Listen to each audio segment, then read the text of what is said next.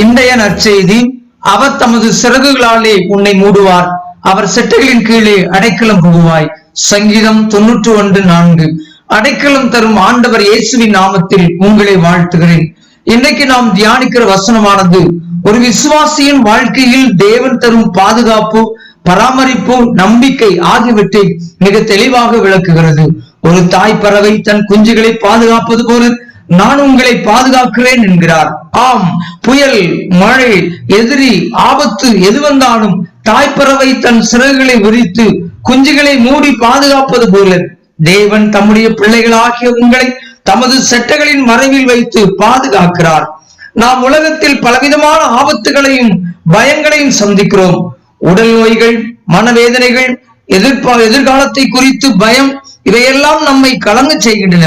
ஆனால் ஆண்டவர் சொல்கிறார், நான் உன்னை மூடுவேன், என் சிறகுகளாலே மூடுவேன், உனக்கு எந்த தீங்கும் வராதபடிக்கு உனக்கு காவலாக இருப்பேன் என்கிறார்.